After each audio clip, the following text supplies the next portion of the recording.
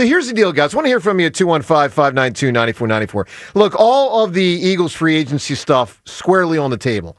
All the Zach Bond, Josh Sweat, Milton Williams, Becton, the Myles Garrett stuff. It's not technically free agency, but it sort of ties in. Even guys like Kenny Gainwell and more. Like all of that, because they're all great storylines that are fascinating and important to talk about. And if you want to comment on free agency, please do 215-592-9494. We will mix it in through the show. But there's a whole nother thing. You know, John, we jumped right from, and really quicker than ever, from as a show and really as a city, from celebration of Super Bowl championship, which lasted, I would say, about 2 weeks, to build up to free agency. Like, we just went from, they won it all, to like, oh my God, they might lose some players, and let's hope they can win it all again and keep as many as possible. So what we kind of skipped over was our usual look-back shows, where it's like, let's talk about this guy or this area and focus in and welcome people to the table. Guys, let's do that on Sirianni today. He deserves it. So, you know, a series of thoughts that I'll just pose to everyone at 215-592-9494. Take us inside your mindset about Nick Sirianni over the last couple of years. Where you think you were wrong, because most people, and I'm one of them, was wrong on certain aspects of Sirianni.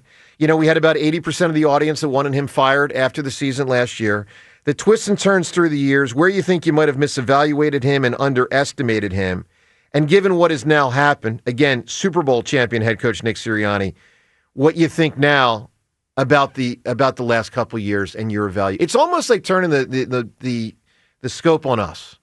John Ritchie, your thoughts on the Sirianni thing from your perspective, about your perspective. What do you got? I saw him improve so dramatically this season that it makes me a fan. Just that is amazing to me, you know, after the bye. But I saw how hard he worked to do that. Yep. I saw how much he has changed. I still wish that he could be the play caller. I know you do.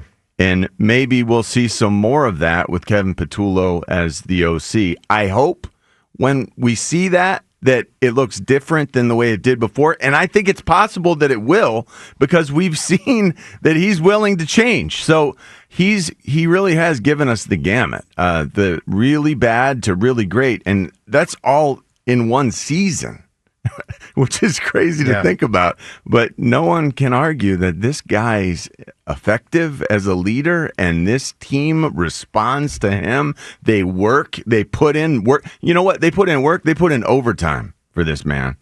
And that matters so much. They hit all season long in pads in practice, which is they practice outside in sub-zero temperatures at the Link. And I love that. When Andy Reid would have certainly had us in the indoor facility, Nick had them outside in 15-degree weather, and so you're even less with the wind chill. And they were loving it. And they were wearing pads while they were doing it. Convincing, true, whatever that quote is, true leadership is convincing others to do what they don't want to do and think that they want to do it. No, in order to achieve what they want to achieve. That was the quote.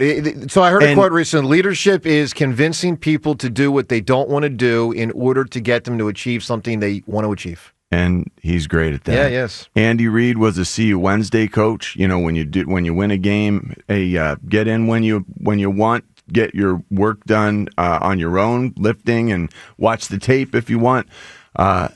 Nick is not like that. Nick is, we're going to work. Come in. We're all going to get together. We're going to join up as a team again on Monday like we did last Monday. I remember, for me, the first real glimmer of man, this guy brings something more to the table was when we heard Zach Ertz tell the story about holding everyone accountable in film session to the degree of everyone's number was on the tape. If you made a mistake, your number was on the tape, and you were being referred to, and you were being corrected. In front of the team. In front of the entire offense. If the coaches did right, I remember talking to Nick about this, or someone about this. Okay. Nick said the coaches can be on that. Even his name can be on the screen. And by the way, he does something wrong, it deserved to be at times. Yes, I mean, he said that.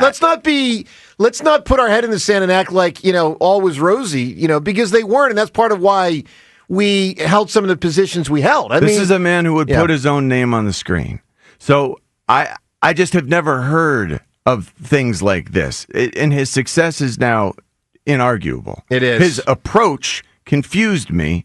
I still have a problem with the play calling. Mm-hmm. I'm certainly glad he's our head coach. I have to, I came to this realization. I'm worried about the play calling and the offense for this season because I saw what the offense looked like when it was Knicks. Yeah. And I kind of feel like Kevin Patullo means it's a lot more Knicks. I am still concerned about the X's and O's with Nick, but I know that he brings something that I can't even measure, which is making these players bond as one combined mind and body, and they fight for each other. Look, they fight for him, and they don't just work. Yeah. They put in overtime and then some, and they love it. Yeah, no, that's a good answer. I mean, look, other than the collapse in 2023, this team plays extremely hard. And, look at the Sixers, and when a team doesn't play extremely hard. So, and I know that he will continue to I expect he'll continue to get better because I watch him. Yeah. This is what he's built on. And that's amazing to me. Jeffrey Lurie talked about, we've hired you for the coach you will become. And, man, he's making good on that claim right there. Look, he's big on accountability, and I think that focuses on himself at times as well. Seltzer, the Sirianni, and again, this goes for everyone at 215-592-9494. Guys, this is a keep it real day. This is a keep it real day. Where you were on him, where you are on him, your appreciation for him. He deserves it. Guys, Nick Sirianni deserves a lot of... You don't have to apologize. Go apologize. You don't have to apologize. If you want to apologize, you can. But with all that has been said about Nick Sirianni on WIP and around town, he deserves a day, more than a day, where people come to the table and admit where they were wrong. Seltzer, you were less wrong than others. Yeah, way less wrong. I love Nick, and I've always loved Nick. I mean, we've all had our moments with things that have happened or specific play calls or whatever. But and this is why John and I have battled about the play calling thing, because I'm a leader of men guy when it comes to coaches. Which he is. Exactly. He I really always is. have been. Like, that is what I've always believed. Yeah. The best coach. I don't care. Like, play calling matters, but I don't need a play caller. Nick Nurse is not leading men right now. I need a leader of men. This guy, you have to have him to lead them. Yeah, this guy gets grown men to love each other, dude. Like, think about that. He gets a room of grown men to love each other and to fight for each other. Like, that takes motivation. That takes teaching. That takes, so many things that this guy is great at. I am so impressed with Nick Sirianni. I've always believed in this guy as a coach. I believed in him as a leader of men. I know there have been some hiccups along the way, but I'm so happy to see people coming together and seeing how great this guy is at motivating, at getting guys to play for each other, to play together, and how much he loves football and how competitive he is. Does.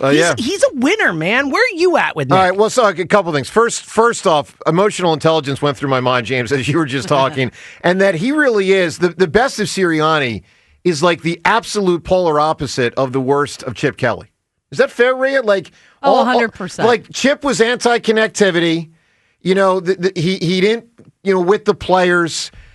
all that stuff that Chip would foster, like Sirianni's the total opposite of it. So I totally admire all that. And James, I hear what you're saying. And James, you deserve more credit than most because you were more on the pro Nick bandwagon than others. Look, here's where I'm at. So I'll say this. I was more pro Nick than most for most of the last 4 years. With that said, full disclosure, I did call for his firing at the end of last year. I did. I was part of the roughly 80% when that collapse happened that said, I've seen enough to say, out of here. Now, I'm not going to, both as a talk show host and more importantly as a fan, relinquish the right in the moment of a horrible situation to say, I don't believe enough in the guy anymore, the player, the coach, whomever it might be. And let's be real, last year's collapse was so remarkably sudden and dramatic that more often than not, the guy should get fired, and it would not only be justified, but it would probably be the proper course of action for the franchise. And he told us how if often he had do you the get it back on answers, track he like would this? have he didn't have the used them answers. long ago. Didn't have it. I mean, I never in my life, guys. The Eagles won 26-5 in 31 games, and then lost 6-7 and couldn't even compete. So I was out on Nick. I admit it. I didn't believe he had the answers. He told us he didn't have the answers. He didn't have them. I mean, we watched the playoff game versus Tampa. It was over when there was... So it's hard to believe in that. That's right. So, okay, what's my point? My point is, I'll always be feeling justified to evaluate and just tell you what I think. But sometimes course. we're wrong.